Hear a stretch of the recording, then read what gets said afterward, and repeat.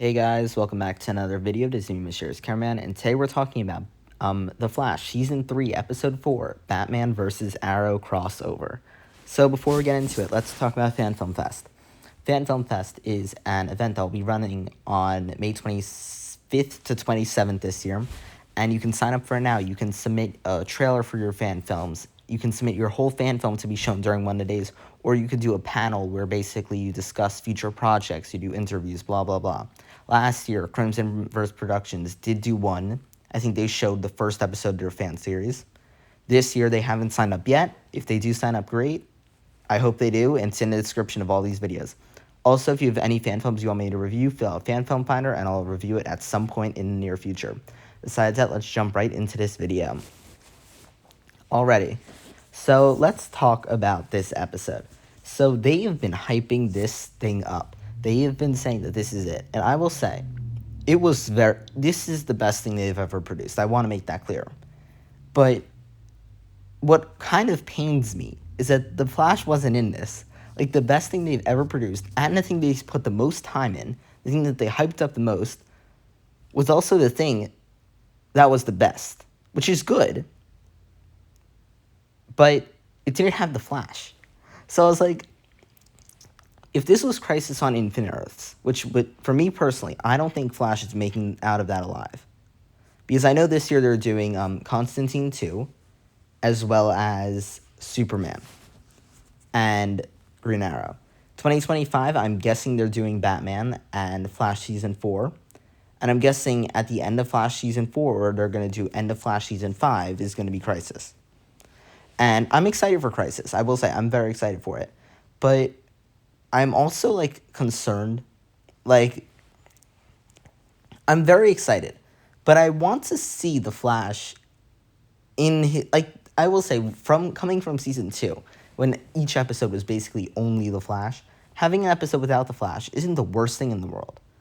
But it kind of is like, when you're only on 6 episodes, it just feels like a very interesting decision. But it also is, at the same time, one episode longer than the seasons before, so I guess it isn't really such a huge issue.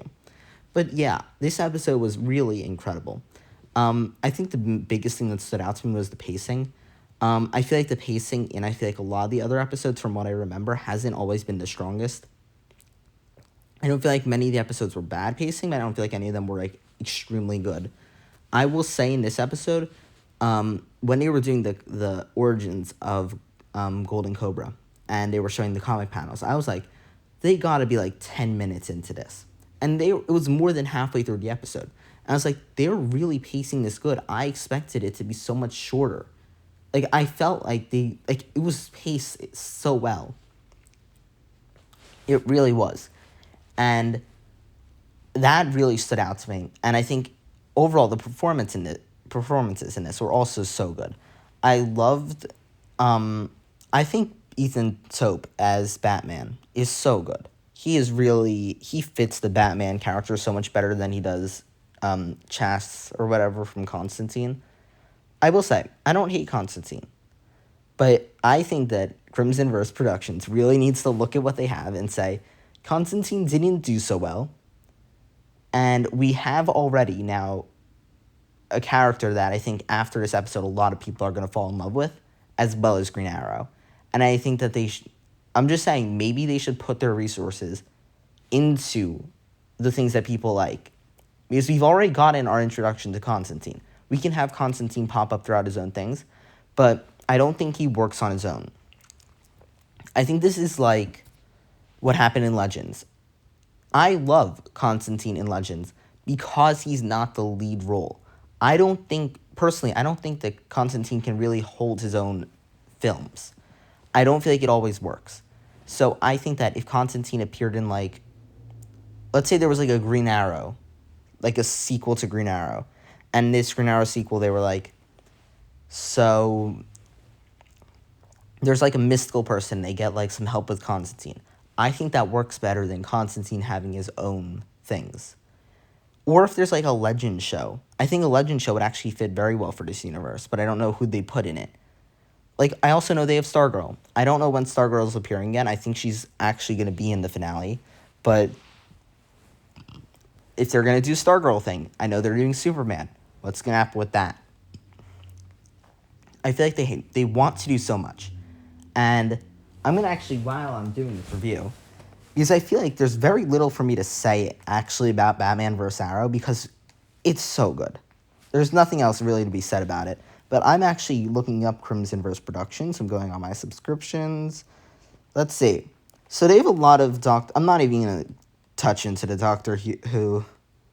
Some of this I think was unprivated. I think some of this was privated last time I checked.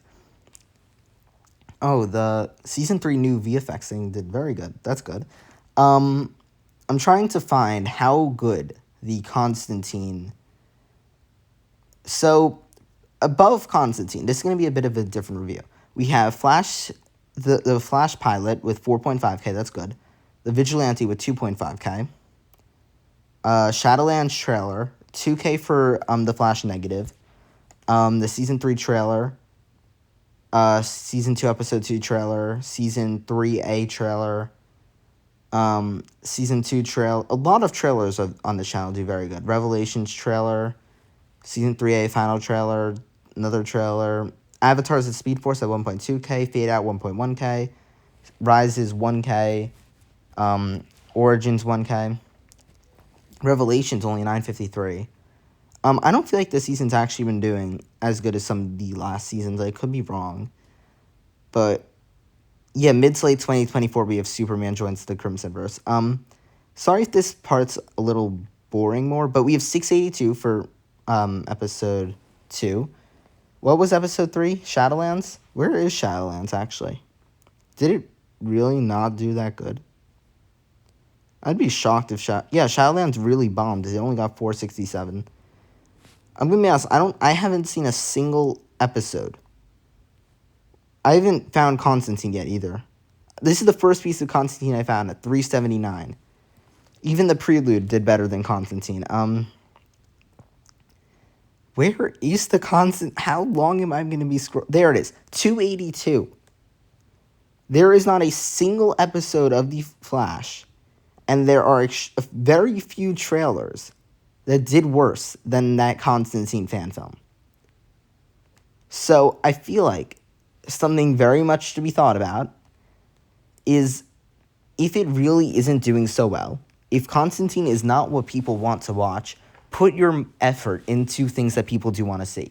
Because it's clear the Crimsonverse has things they love doing. And if they are already doing Superman, as I said, if they're doing Superman, if they're doing The Flash, why not put what you want to do? Why don't put more effort into things that you think will also do well? For me, my channel personally, I want to make fan films. I don't think I'm going to come out with fan films or films in general for a little while, but I think what I want to do, but I'm also not going to make something that's going to get that I feel like if I'm going to, because of how much Crimsonverse has grown, compared to last year's state, last year they made the right move doing Constantine.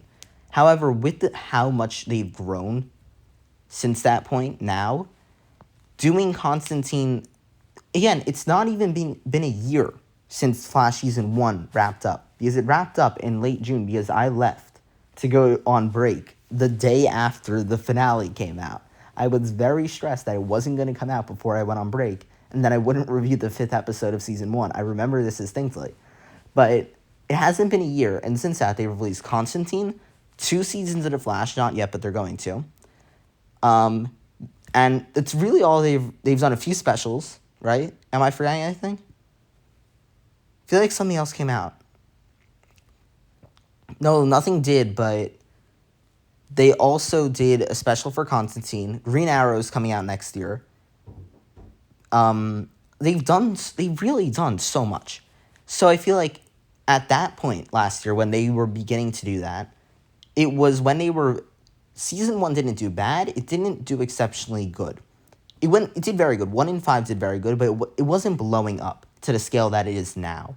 And especially also, Season 2 is, for me personally, when I felt like the studio really grew. But and that was the right move to try to grow with Constantine. But they saw that it failed, and they now have Batman, Stargirl, Green Arrow, Flash, Superman. Did I say Batman? I think I said Batman. And they can use Constantine and other things. I don't feel like that's where they should be putting.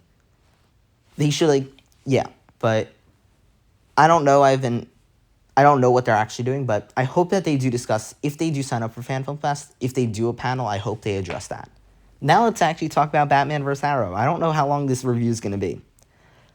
There is really so little to be said about this episode because of how good this episode is. In my opinion, the opening 10 minutes or so were the choreography, I believe. Compared to anything else Crimsonverse has done, the choreography in this is very good. I will say, I feel like some of the cuts in it were not trying to hide the fact that they cut. They were like, let's cut, let's fade to black, and then reopen. In my opinion, that was not necessarily the best move cinematography-wise. But I will say, compared to some of the fight scenes we've seen that have really not been that good, especially when it comes to hand-to-hand combat, the hand-to-hand in this was actually very good. I feel like the way they were using it felt like I could feel the punches hitting. Again, I don't feel like it's so good because I've seen fan films that are very much choreography-based. This isn't one of them. This series is definitely not really great at choreography. But I think overall, this was so much better than the choreography in any other episode they've ever done. And the cinematography, especially that final scene at the end with the Golden Cobra, and they were having Green Arrow and Batman just beat up the Golden Cobra. That looked really good, actually. I was like, wow, that like 10-second sequence or whatever, or how it was longer than 10 seconds. That whole sequence looked so good. I was like, wow, that was so good, and especially that open sequence back to that. I love the opening sequence. It genuinely looked so well, and it was such a great opening. And then following that with the Golden Cobra stuff, I liked it. I didn't love it, but it worked so well. And I will say that was the lowest point in the episode, but it really wasn't that low.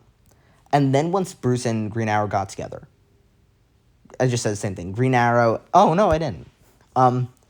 When they got together, that's when I feel like it shined. They were bouncing off each other so well.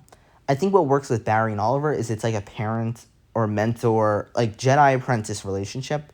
This felt like two mentors, like trying to fight it out because they have different ways of seeing how they believe they should be teaching, and Green Arrow is trying to protect their apprentice. So I feel like everything that they did in this was so good. And especially that final Golden Cobra fight, I thought that was so good. I really loved everything they did with that. I thought the idea of Golden Cobra doing the blanking on the blood work plot from season 6 to The Flash, I didn't hate it, but I thought that was actually a very clever idea. And I really liked that they basically all, like how they had Fife also like disable the stuff, and how it felt like a team. It felt like teamwork and not just one overpowering the other. I feel like Green Arrow and Batman are so similar in this universe, but are also so different, especially when they're similar in their fighting styles and stuff, so they work so well as a team. And I think like a Batman Green Arrow film could actually work so well because they can actually both do the hand-to-hand combat. It's not speed versus hands, because that speed's always going to overpower it. But, and that ending with the Reverse Flash, I knew that they were doing Reverse Flashpoint from them talking about the episode titles, but I will say the episode titles are interesting, but they shouldn't be releasing the episodes when they are clearly showing. Like, I was like, oh, that's just spoiled it, but I personally, I think I've spoken about this on my channel before. I love the Armageddon plot in Season 8 of The Flash, especially once you get past the blood work part in Season 6. In my opinion, Season 6B sucks. All of Season 7, it really isn't that great. And I really don't hate Season 8. I actually pretty much enjoy a lot of it. But in my opinion, the Armageddon plot of Season 8 is actually one of my favorite parts of The Flash. I very much love what they do with it. And I actually love that plot. So, I don't know how and the Reverse Flashpoint was my favorite part of it. So I don't know how they're going to do it. And I'm also curious what's happening with Barry in the Shadowlands. But I'm very excited to see what they do with this. And this episode was just so good. They really did incredible with this. And I'm going to say what I said before. If they put this much effort into Green Arrow, And like, if they, I know Green Arrow New Dawn Fades is very much, even though I know Crimson Verse is helping with it, I feel like it's very much on Scott's, like that, it's very much his thing. But if they do a real partnership between Crimson Verse, it's like a Crimson Verse produced Green Arrow thing, I think that could be incredible. And I think if they put their effort in the right places, I think that they can really do some incredible things. And I think that this episode, as much as I like Shadowlands, how they promoted that as an experimental episode, this episode was even more experimental. And I feel like it worked so well. And I think that if people see how well this episode worked, then they can say, okay, let's take what worked from this episode and build on it. Because if this episode does extremely well, if this episode is like the best one they've ever made, which I hope it is, because it really does deserve the views, and Season 3 has not been getting the views it has deserved, it should be blowing up way more because it is so much better than anything they've ever produced. But I hope that they can see from this how much better they can get and how to get better. Like, what to do. Like, what other projects to make. What to do to try to get to this level again. Maybe just the effort they put into it. I don't really know. But yeah, 6 points. Directing was incredible. I thought all the cinematography in this was so good. The editing also I thought was very good. The battering shot.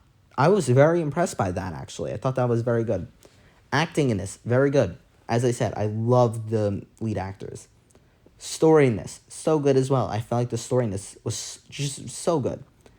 Choreography, as I said, also incredible. And the music also. I love the Golden Cobra theme. I thought that was actually very good. Yeah, that's all I have to say. This episode was incredible.